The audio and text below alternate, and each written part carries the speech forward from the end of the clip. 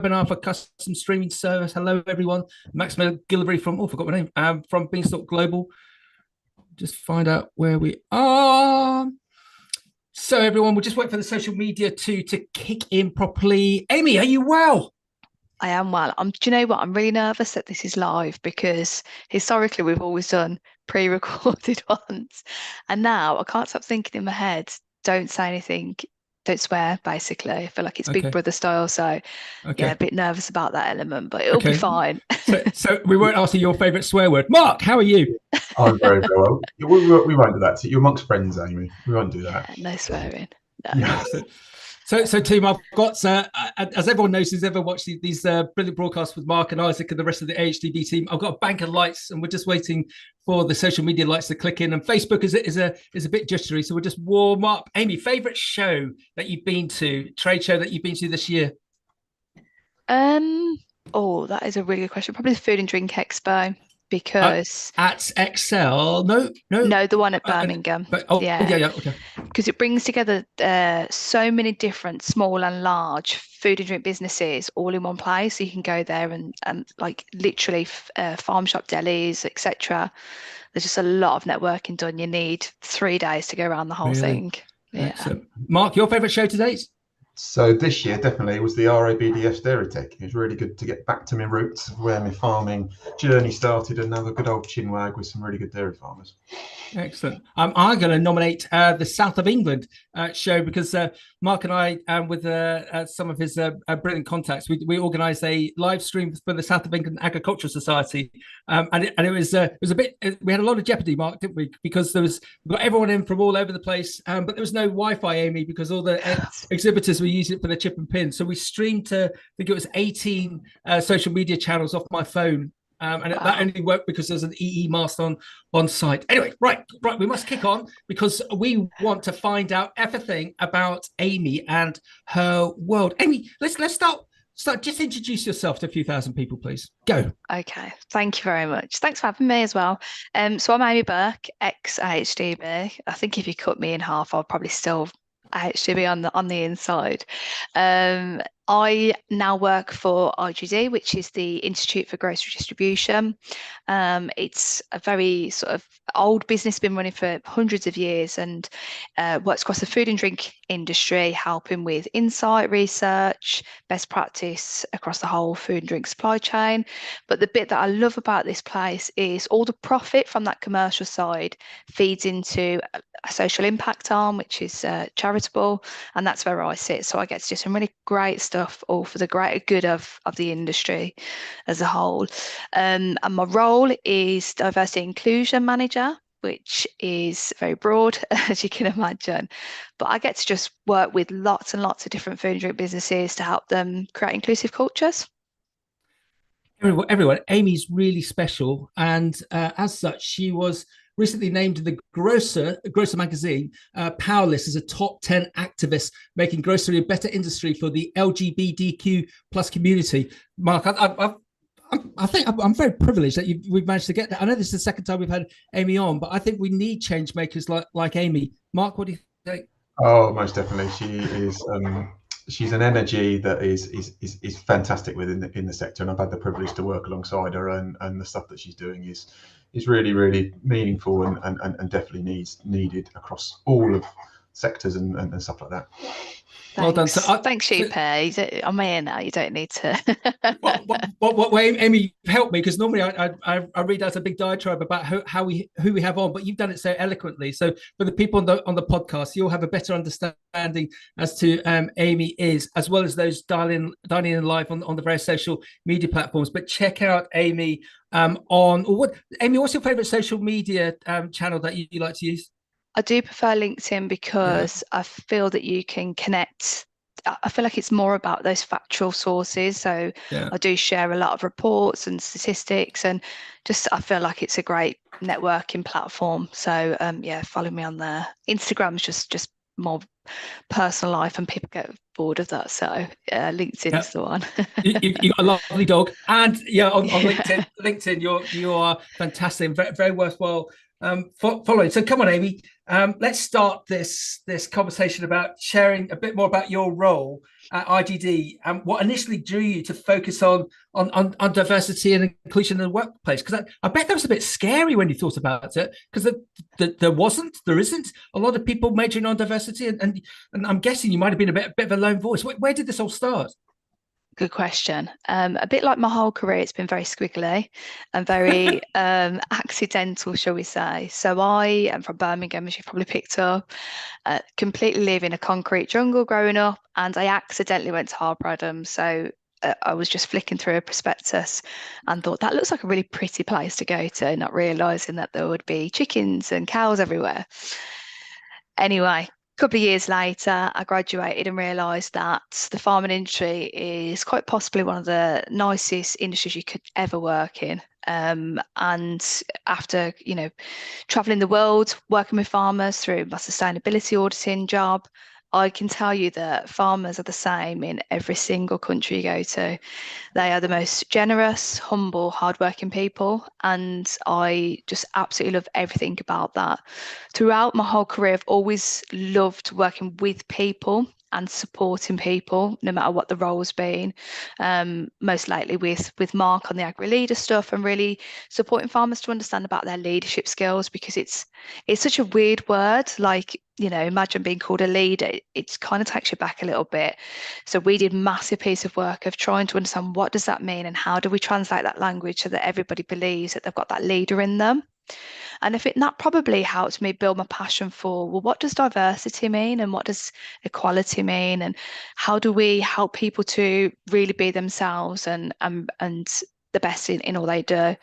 So as I say, I've always worked with people, always really passionate about that. And in my personal life, I'm a lesbian, and I also sit on the AgriSpec committee. So that's the sort of social group for farmers in the LGBT community.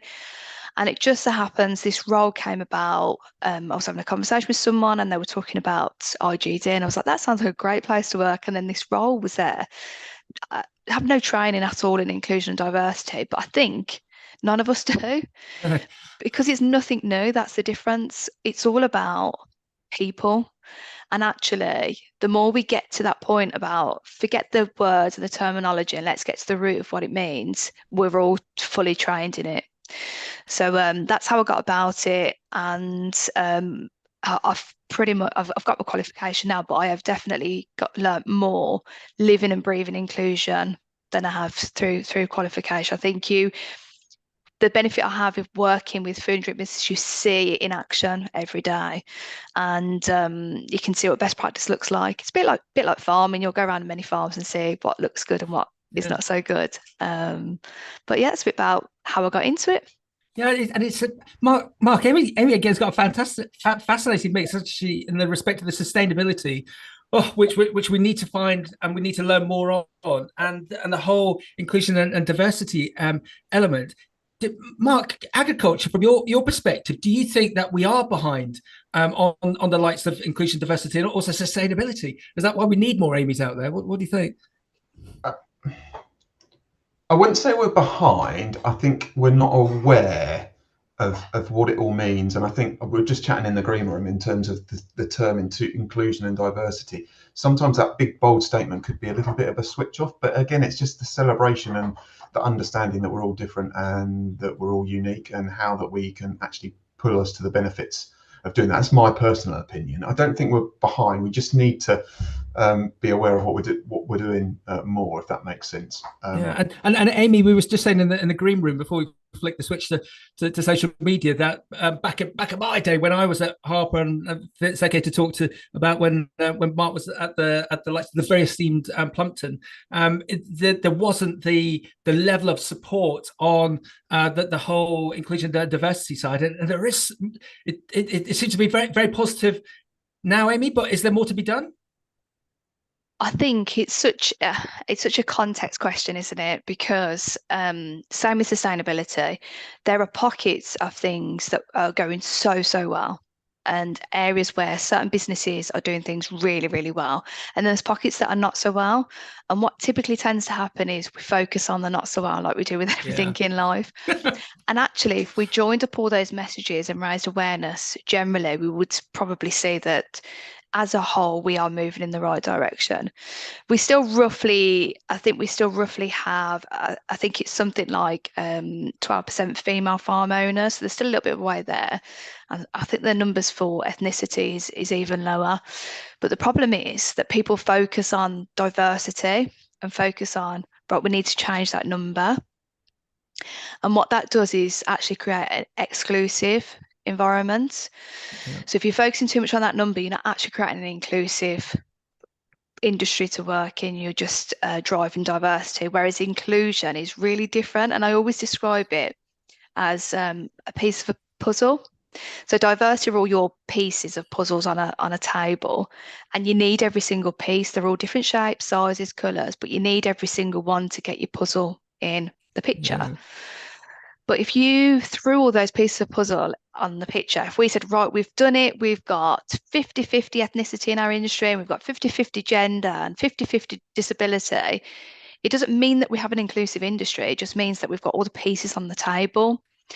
And what we actually need is that sort of inclusion glue, or the bigger picture, to bring it all together, so that then you have that picture. You say, okay, now we have an inclusive industry, which is important because we need to attract people, and we have a massive labour shortage. So we need to be seen as an attractive industry, and equally we need to retain people in where we are. You don't want people going and work on a farm and saying I wasn't accepted for who I am, and then they go and work in the food industry or tech or retail, etc. So so a bit of a political answer in that. I didn't really answer it, but I think we need to focus on the positives, not and also financially. Mark, I'll let you go for point 2 on our meeting notes, because I think it's a really pertinent time. But I just want to read out something that Tony's very, very kindly put up. Tony Goodger, thank you, Tony. Not a question, but we've seen more businesses in the meat and poultry processing sectors supporting Pride Month. Embracing diversity is embracing, I think you mean, Tony. Embracing diversity is a no-brainer for thriving businesses. Going to work should always be a pleasure and never a challenge. And there you go. That's beautiful. If we can just bottle up Tony and then feed him to everybody, we've done. And I'll talk about this mindset thing when we talk more about how we actually make the change. But that's it. That's the problem. It's not numbers, facts, figures. It's mindset. Yeah, I don't think we should bottle Tony. I think we should put him through the photocopier about 1 million times and send him out on the next AHDB briefing. Mark, go for it on that second point.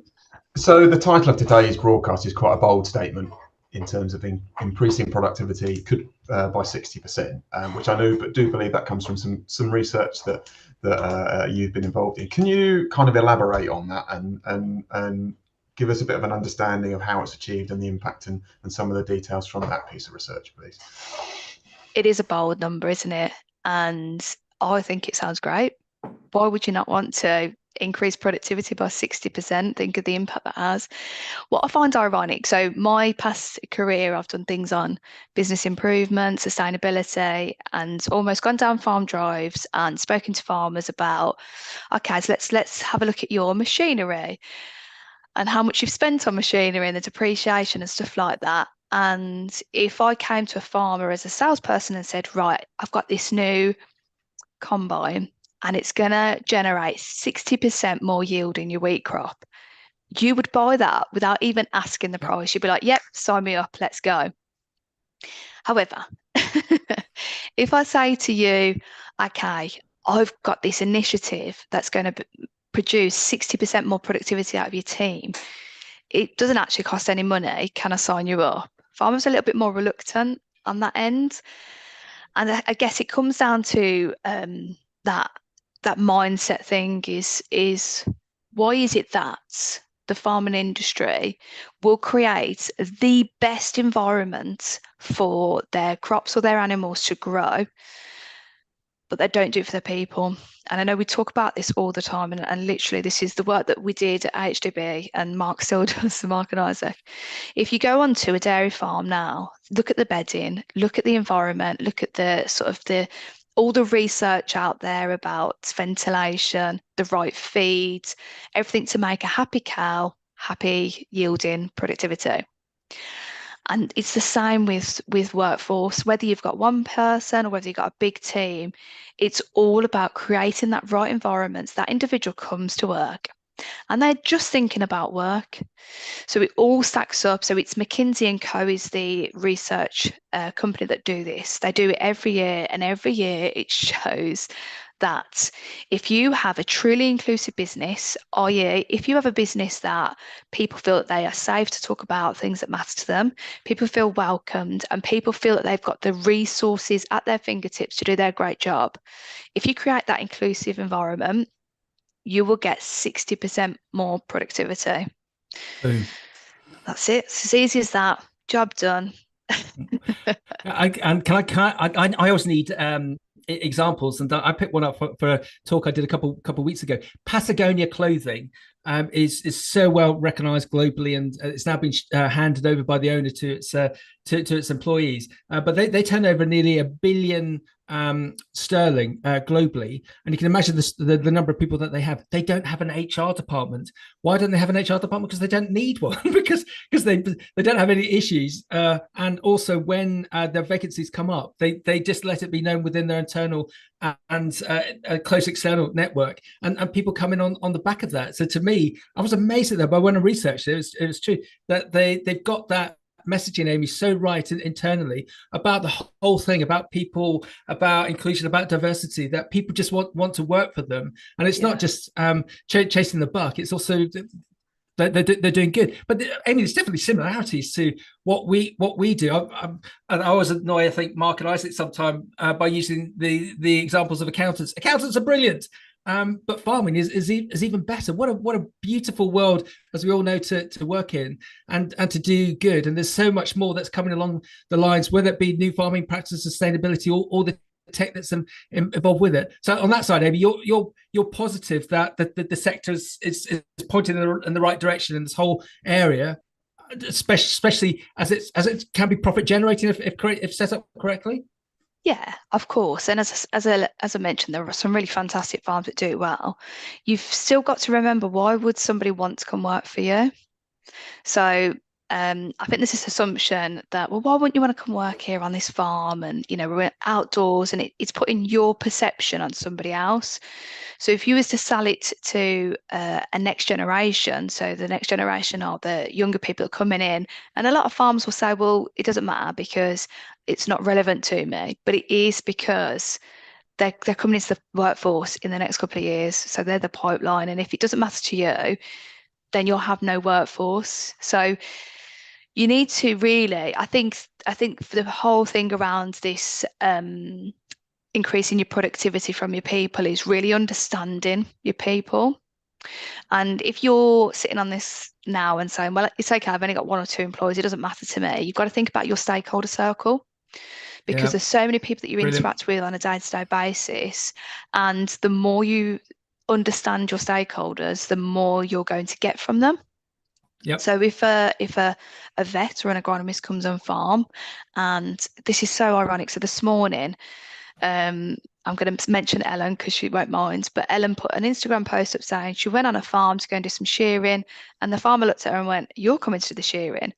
And she said, "No. Yeah, why would I not? And what, is there not a man coming to do it?" And this is 2024.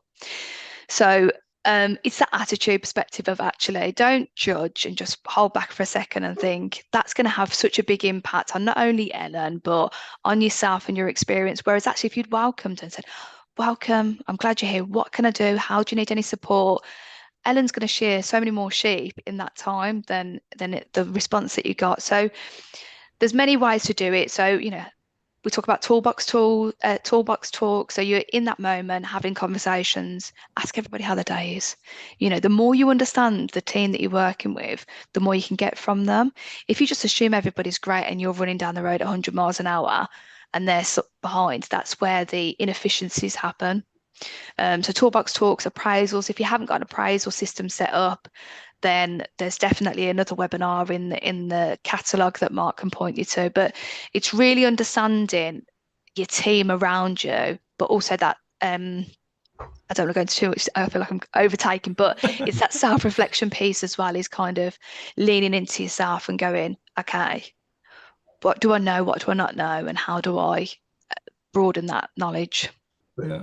There's some really good points in there, and just thinking about UK farming, UK agriculture, a lot of the diversity and inclusion piece, the HR piece, for some of the smaller family business, they feel it's not part of their business because they're small family operations. That's no disrespect, and it's for the big corporates and things like that, which links to a really interesting question that Mark just prompted into the chat about. He loves listening to you speak and very inspired, but what advice would you give someone who feels they can't be themselves because of maybe what colleagues at work or family within the business might think? How would you get over those kind of points? So I feel you, Mark, completely. And a bit of a backstory about myself. So I'm lesbian now, and I talk about it very openly. Although I've got my top on today. Shall I lift it up? Yeah. And when I was driving to work, I thought, what if I have to stop at the services and some guy says something about my top? So there's still those incidents that go in my head. But anyway, for about 8 years of my career, I didn't come out. I didn't tell anybody I was a lesbian because I felt that it would hinder my career. And I felt that I already had enough going against me walking down the farm drive as a young female and being told, you're a young female, what you're doing here. I didn't want to then say, oh, by the way, I'm also a lesbian and not from farming. So I do hear you, and that scary thought of, okay, how do I have this conversation? And it's setting it up as a conversation. Communication will be the root to all of this, 100%. Everything I talk about will always link back to communication, and the same stuff that AgriLeader always talks about is communication is absolutely essential. And it's the accountability and responsibility. So from your manager's perspective or from your team's perspective, what accountability sits with them? So is it on your line manager to ask you a million questions until you finally tell them that you're dyslexic or that you need to go and pray during Ramadan? Or is it your accountability? And therefore, we need to empower individuals to speak up. And I think it would be nice to pull together like a bit of a framework, a bit of a question to say, how do you set up that conversation? So pretty much like what you do with appraisals. So what preparations you need to do to go and have that conversation, and what questions you think you're going to be asked, and how will you respond? I find that if it's in a workplace, it's always good to lean into the consequence of workplace. So for example, if you are dyslexic or you are on that neurodivergent spectrum and you want to share that, you haven't shared it until now because you thought it might risk my job. It's explaining, this is what I want to talk to you about. This is how it shows up in the workplace, and this is where I need the support. If you set that conversation up in that way, you're preventing the questions, the assumptions and prejudice of somebody saying, oh, well, dyslexia means that you can't do anything, you don't know how to read or write. But you're already answering that question, and what you're doing is educating somebody, and it leans into the kind of the reactions and how to have difficult conversations in that. If you educate instead of come with a defensive response, both parties win. And that's really hard to handle that conversation. But equally from a managerial perspective, it's the same format again. Is you want to speak to somebody because you feel that they need to share something and they haven't. How do you prepare for that conversation? And why do you feel that you need to have that conversation? What impact is it having on the business or the team, etc.? I've just been having dialogue with a contact of mine who was with Cereals last week, and at Cereals they had a panel session about how to attract more of the younger generation into the sector. And as my contact just said, he doesn't want to be named, that listening to you, Amie, there was no conversation in that panel of 6 people, and it's not having been derogatory about those people on the panel, but there was no talk about inclusion and diversity, which there needs to be, and especially on a financial perspective, if it assists businesses to be better and to more attractive. So we've obviously got to keep going. We've also got to keep going with this message. Mark, do you think? Yeah, and I think so, and I think it comes back. It just currently there's not the awareness, so it doesn't come to the top of the pile in terms of what we're thinking. So leading into that, and what's your opinion of where we are with this piece and assessment of inclusion and diversity within the industry, which I know can be quite contentious, and there's always room for improvement. And where do you think the most significant areas are that or the gaps are that we can make some ground? That's a massive question. That's literally a question you could write a whole like dissertation on. And it's the question that I get asked not only in farming but in the work that I do now in the food industry, because I'm going to say something controversial now, but guess what, farmers? You're no different than any other industry. What? In that, I know, I'm going to get absolutely hounded after this. So in my experience, it's always, well, we're farming, it's a totally different industry. And it's not, in the way that the same lessons can be learned across all industries. Back to the roots question around inclusion and diversity is all about good communication, respect, and people stuff. We do that in every day-to-day life, whether you're running a farm, whether you're running a tech company or producing chocolate bars. It's that level of respect. And I think farming's no different in that way. So the landscape, I feel, we've talked about how it's definitely progressing. There's some fantastic campaigns out there. There's some incredible charities doing some marvelous work. It's definitely going in the right direction. I think the biggest challenge that we face in our industry is attitude. And this leans into that self-awareness piece. So all of us, believe it or not, all of us are diverse. It's not an issue for over there. It's not an issue with somebody who's got different colour skin or speaks differently. Every single one of us is diverse. And I think the more that we understand that, the farming industry understands our own diversities, the more we can understand and empathise with others. And I guess it's a bit about understanding your privilege. And I do this exercise called like a diversity blocks. And it's really understanding your matrix, what makes you who you are. So what makes us who we are, because that's the fundamentals of how we sort of be who we are and live our lives and our purpose. So if you think about, so Max and Mark, I'm going to ask, so things like, are you married? Do you have children? Are you divorced? Are your parents still alive? Can you use all your limbs? Do you need support for your eyes? Can you drive? Have you got access to education, access to clean water? When we start asking these really simple and might seem trivial questions, it makes us realise, oh, okay, so diversity is a bit different than what I thought. I thought diversity was all this visual stuff that you can see, but it's not. It's the stuff that, as I say, is that kind of in our DNA. And the more we understand that, the more we can, as I keep saying, more we understand others. So if you are, Mark, I'm going to pick on you. So Mark's a massive Taylor Swift fan. No, for example, your taste of music, or Max absolutely loves rugby. What if I said to you, how dare you do that? How dare you like Taylor Swift? That is the most disgusting thing I've ever heard. That's my opinion against what makes you who you are. So that doesn't feel very nice, does it, Mark? It's not very nice. No, not very fair at all. No. So this is why we have to get that self-awareness piece in, because as managers, as team members, if we don't like that feeling of somebody going, why are you wearing those shoes? They're disgusting, or why are you doing that? Then why would you do it to somebody else? And it's that reminder. And as soon as you get that clicked in your head, as soon as you think, hold on, I'm just going to pause for a second, I'm not going to make that comment or think that thought, it's locking into your unconscious bias. It changes everything. And I just asked the question, these things that I see on social media, the keyboard warriors, we have to ignore them, because at the end of the day, me wearing this gay t-shirt or me talking about being a lesbian is not going to pay your mortgage. If you're worrying about that, it's not going to create better yielding in your crops. You're not going to get more milk by telling me that I can't go and marry another woman. So if it's not going to impact your life and your business, why does it matter to you? Mark, do you want to just not counter, talk about Katie's question, because that's there's an interesting segue there.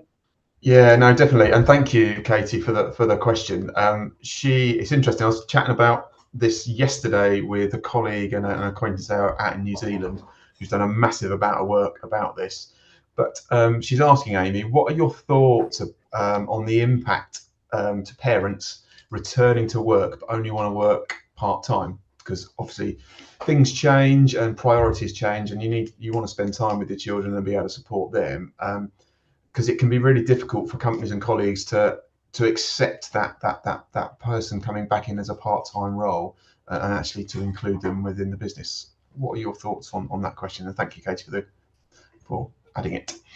So same as what I said before, farming, different to any other business. And actually, there are some incredible examples of dairy farmers in particular where they've brought in flexible working, such as mothers who can just do the school hours.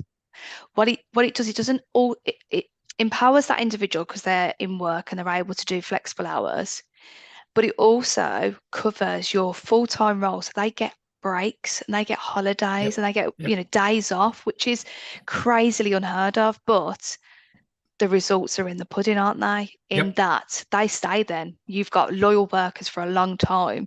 When they're working, they're putting the effort in because they've had some time off, they're able to come back. So there are some really great examples, but I would absolutely encourage any farm business to really look at those flexible working patterns, because it's not too crazy a theory out there. It's actually saying, do you know what? Farming can be made to work in this way. There's sometimes the year, granted, where you need all hands on deck all year round, but there are peaks and troughs where you can bring in different types of labour. Yeah. And just from my perspective, with my recruitment hat on, some of the better businesses that we see have part-time people, and those part-time people, they work so hard because they want to get so much done. But also there's this really interesting bit when there's a job share that you haven't got one person, you got two. So you got the minds of two on one role. And I remember one of my clients saying that, so what he loves is the osmosis between the one person talking to the other person, swapping the notes on the day of what's been happening on the farm, and he's found that they've been managing him because they're actually better than him. So I suppose it's just a matter of finding that it comes back to the same thing, how farms and the whole sector has got to diversify to accommodate this and not have these standard set model. Oh, where am I going with this one? Have you heard that rail passes are down 2/3 in comparison to pre-pandemic because of all the changes, the positive changes that have come from the back of the pandemic? So it's evolution, not evolution. So you as a business, Amie, Mark, help me here. You've got to adapt. You've got to change. There's such a shortage of people out there. So if a solution is to go down the part-time route and it works, and fingers crossed it works brilliantly, what a great route to go. And Amie, just jumping on that side of just another contact of mine. He wants to go down this route, but he's stated to me he's not a good leader. Baby steps. How did he start within his business, which is a medium-sized farm? I think he's got about half a dozen people and all the associated ecosystem that hangs off around that. How does he go down this route, especially on the diversity side? What's the baby steps for a farm like this that's really enthusiastic but doesn't know how to do it? How? So I think the biggest thing about our industry that makes me so attracted to it, and I just can't get enough, is the openness to share and the networking. So you could go, you could spend all week going to discussion groups, honestly, for farmers. There's so much support out there for discussion groups. And there's so many connections that people just find it fascinating to share. You wouldn't get that in food and drink, like people openly sharing their recruitment policies. So I would firstly speak to other people that are doing this well, and there's plenty out there. If you think about Liz Haynes, who's currently on enough fields looking at neurodiversity in farming, there's a really good example. She's going to share her findings. There's going to be stuff to pick out of that. So share your learning, speak to others who are doing it well, for sure. Then I would thoroughly recommend it starts with you as a leader. It really does. That self-reflection piece of, okay, who am I? What does make me who I am? And we did some work, Mark will remember, with Kim Stafford on communication types and what makes us kind of tick, etc. And it really helps the farmers in the room to understand, that's why I keep having sticky situations with my team because I'm a red fire engine and they're a yellow Labrador. So the tools are out there. The tools are out there to really start to understand who am I and what makes me who I am. Then the next step is that conversation. Set about time. I know it's really hard because everything's really busy and the whole industry is just awful at the moment. But if you can set 15 minutes, 30 minutes with your team to just talk through what matters to you, what's important to you, you will receive dividends. So we run reverse mentoring. It's a mentoring program with senior leaders and underrepresented individuals. And the biggest thing, so I'm thinking these guys are going to go away and make revolutionary change to their business because they've heard about a disability or a challenge with ethnicity. The biggest thing they take away is self-reflection, listening more, and having that dedicated time with that individual, because that's where you really understand what matters to them and therefore how you can create, like the beginning what we said about that, create that great environment so they can thrive, and then they just come in and do their job. They don't have to worry about anything else. Mark, why did, if you think it's appropriate, why don't you go for Tony's comment? Yeah, no, I will do, and I think that's it's the stuff you're saying is very, very simple, and I think of some of my experiences and having an understanding of people's preferences and how they want to be there. You can suddenly gel together and actually take on the world. But no, Tony's added in another comment. Unfortunately, his wife suffered from a stroke a number of years ago, which then added her to made her disabled, which meant she wasn't able to access the office. But her employers ensured there was disabled parking and there was a stair lift in fitted, which saved the business the cost of recruiting new members of staff. Are there any other tips of what you'd recommend of how you can getting good workers to be a bit more loyal and things like that? That's a really good example, actually. Like as Tony said about, instead of recruiting somebody new, which we know the cost of that could be anything over £15,000, it's actually how do we make optimal accessible points for that person to keep working. And it's just a really good moral example as well, isn't it? So the biggest advice that I have on this area is be data led. I know data can be a bit boring, but some of these businesses will have enough people that you can be data led. What is your makeup of your team? Because in reality, so I'll give you a live example. So I was on a food site and they'd put in a prayer room, but they hadn't looked at the data. They just like looked at somebody else. A competing business had one, so they thought, well, we best get one. That never got used, but there was women in the business that were still expressing milk that couldn't use the prayer room. And if they'd looked at the data, they would have made those people feel that they had a place to go to. So data led. And then another example, there was a food business and none of the workers were eating in the canteen and they didn't know where the workers were going. And it took them about 2 years to be like, oh, I don't know where they're going. They were all eating in the car because they weren't serving the right dietary requirements for the workers. And yeah, so anyway, data first. So if you speak to your team and you find out that somebody has got an accessibility issue and they've been hiding it or masking it and just trying to manage without explaining that to you, then I mean, it has the detrimental impact on their mental health, but on your business, it's thinking about the health and safety element of it as well. I always think about from sort of the neurodivergent side. Imagine if somebody didn't tell you and then you had a serious accident on farm. It's down to you as an employer, and it's the risk lies with you.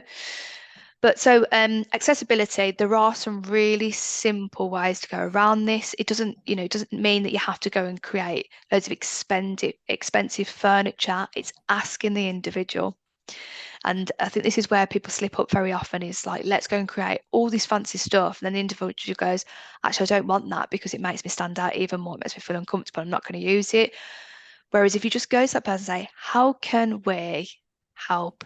What's going to make your work life better? What are the resources that you need to access? And then there's your answer. You don't need any sort of expensive consultant to come in and tell you. The person will tell you for themselves. Can I just give an extreme example?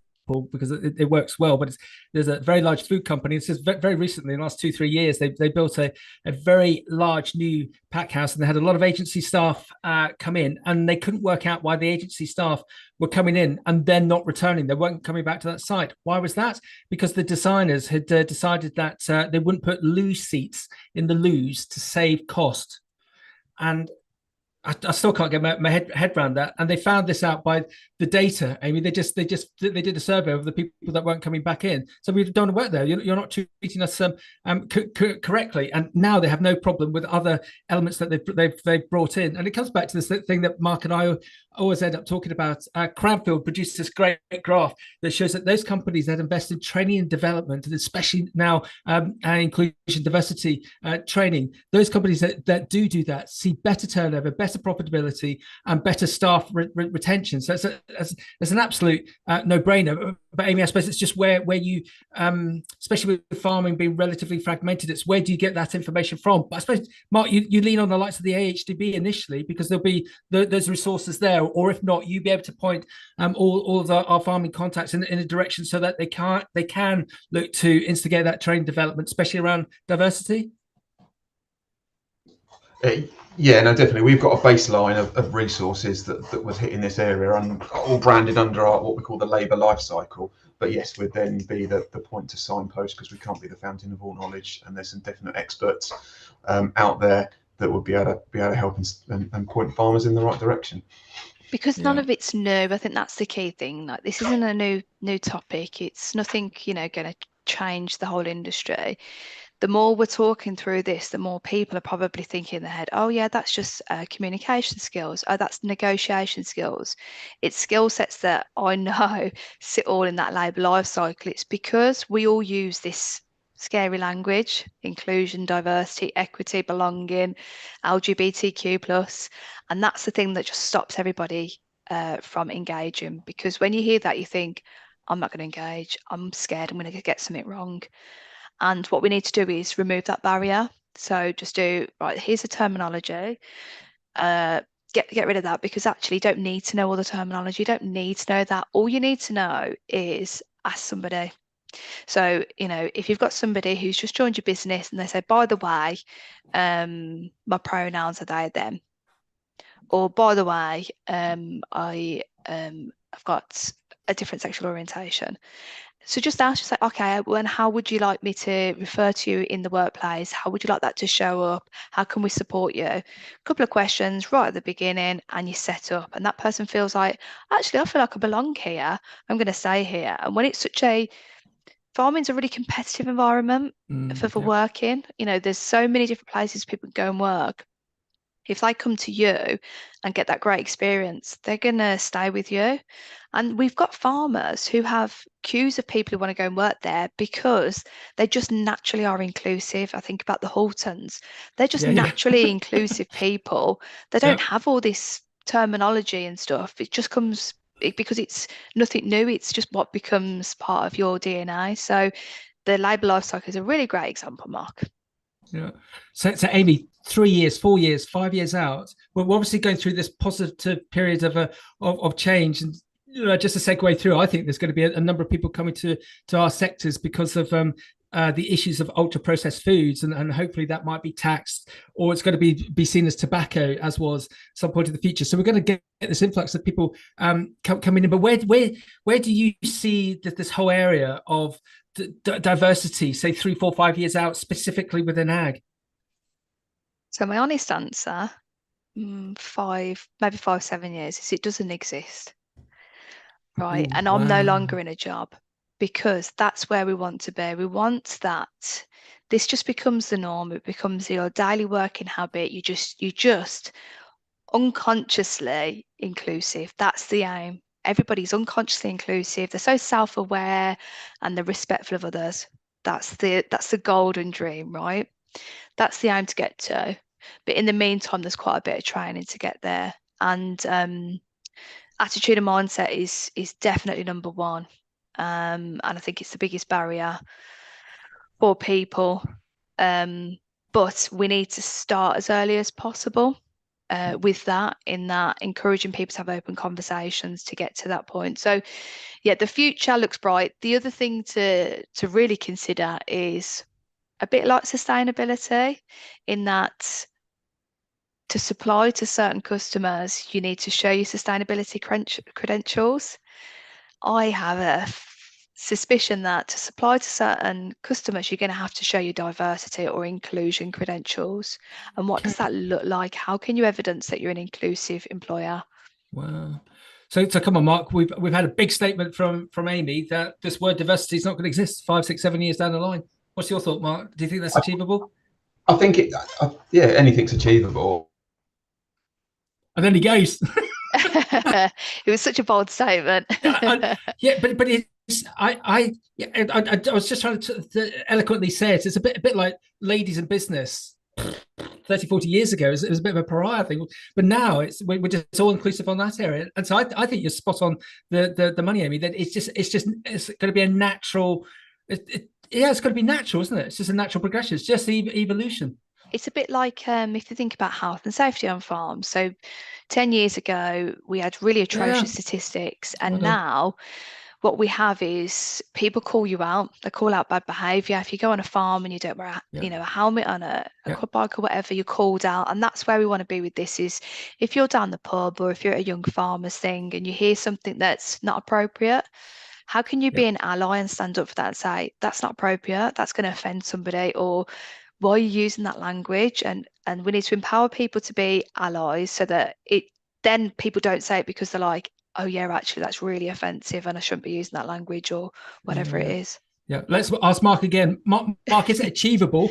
Is it achievable for this word potentially of diversity to be dropped in farming 6, 7 years out down the line? I think definitely anything's achievable. And just reflecting as a father, I've got several children. I've got a 16-year-old son, which in terms of his school upbringing and the world that he's brought in, this is more normalised. And I won't go into the details, but we were out watching cricket on the way home from cricket. My mother made a comment. My mother's in her mid-70s, which wasn't meant to be how she relayed it, but my son pulled her up on it. And it made her sit back and think about what she was saying and how she said it. So I do think that anything is possible. Like you say, it needs to become more normalised. And I suppose off the back of that, my question would be, what would you, for a farmer that is starting to change their mindset and start to think about this, what would be the first steps to think about how to be more inclusive, be more diverse within their businesses?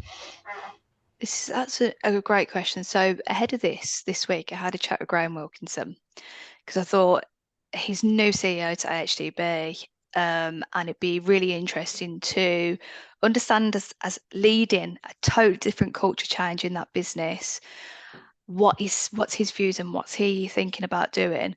And so the key thing, I mean, it was a fantastic conversation to say the least, and seeing the visibility of him as a leader is game changing.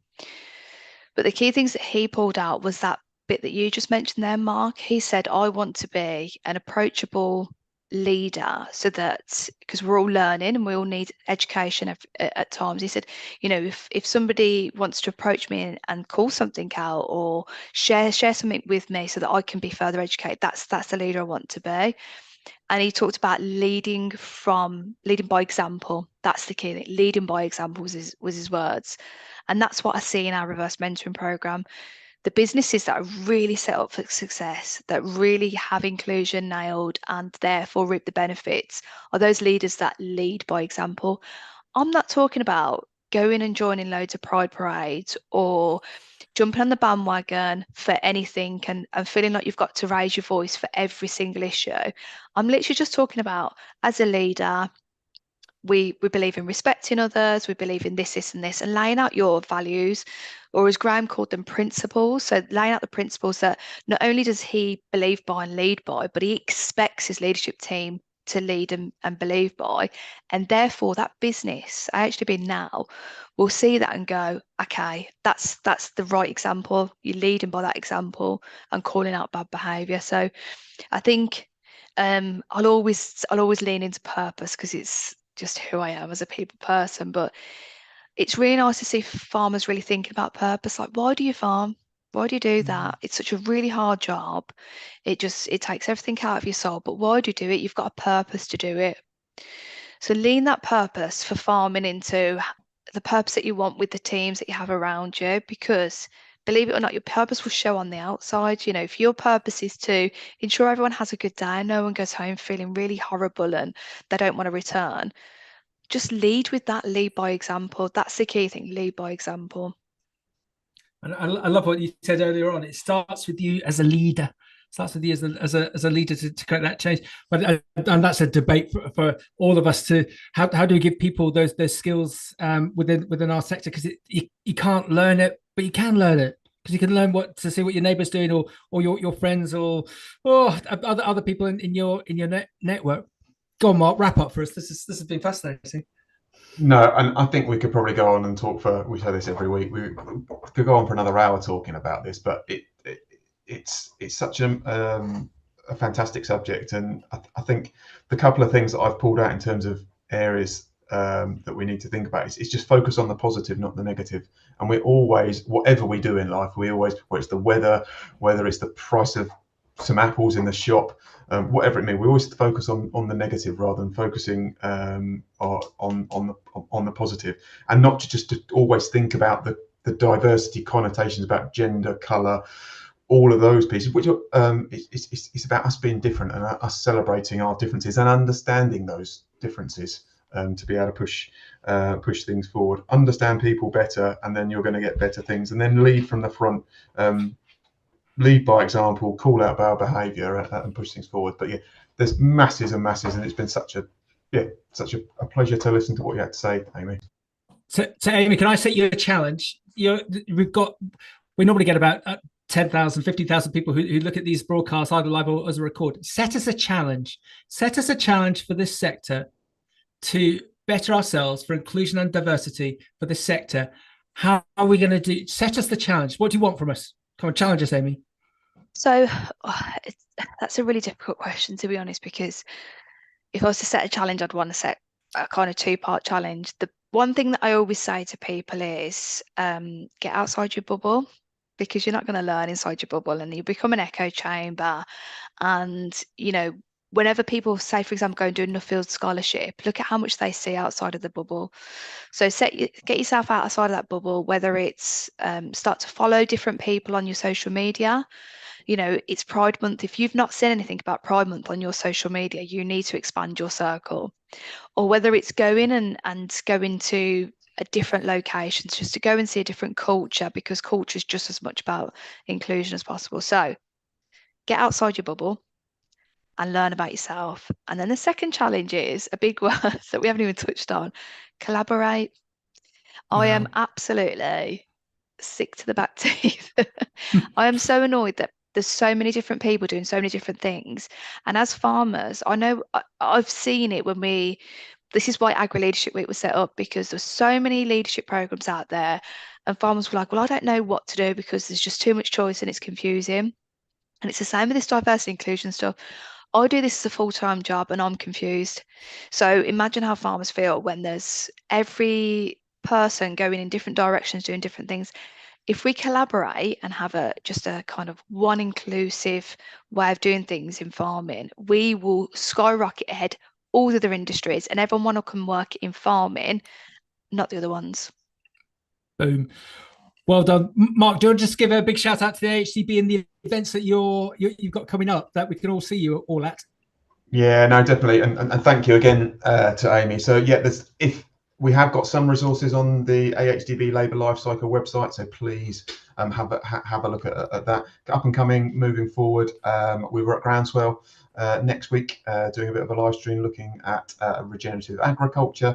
And the other thing that we need to look at is if you're a levy-paying business farming, and you're interested in looking at baselining, we've got a big project that we're looking for some farmers to sign up on our baselining project to get an understanding of all things environment. So please get in contact with your local knowledge exchange manager for that.